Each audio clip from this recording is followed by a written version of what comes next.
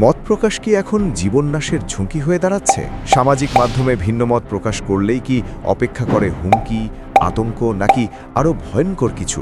একজন অ্যাক্টিভিস্ট ও video content creator একে শুভ সম্প্রতি এমনই এক ঘটনার মুখোমুখি হয়েছেন বলে অভিযোগ উঠেছে।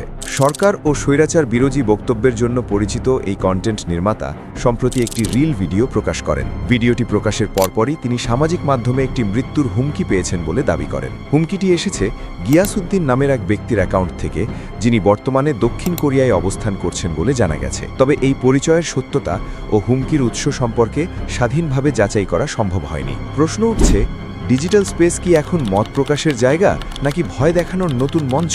একজন মানুষ শুধুমাত্র রাজনৈতিক মত প্রকাশ করলেন আর তার বিনিময়ে তাকে শুনতে হলো প্রাণনাশের হুমকি। স্বৈরাচারের বিরুদ্ধে কথা বললেই কি তবে নীরব করে দেওয়ার চেষ্টা শুরু হয়? একে শুধু দাবি করেছেন এমন হুমকি সে আগেই পেয়েছে। অলরেডি প্রাণনাশের হুমকি পেয়ে গেছি। এগুলো আসলে আমার কাছে এর আগেই একটা হুমকি আইছে। আমি জানি যে এগুলা হইব। এটা অস্বাভাবিক কিছু না, খুব স্বাভাবিক একটা বিষয়।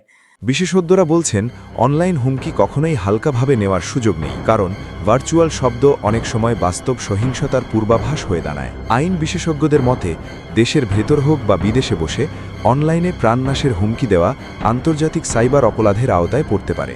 মত প্রকাশের অধিকার কি এখন সাহসীদের জন্য ঝুঁকির অন্য নাম, নাকি ভয় দেখিয়ে কণ্ঠরোধ করাই হয়ে উঠছে নতুন কৌশল? প্রশ্নগুলো রয়ে গেছে। উত্তর খুঁজছে শুধু একজন কন্টেন্ট ক্রিয়েটর নন, খুঁজছে পুরো সমাজ। নিরাপদ ডিজিটাল পরিবেশ নিশ্চিত করা এখন সময়ের দাবি।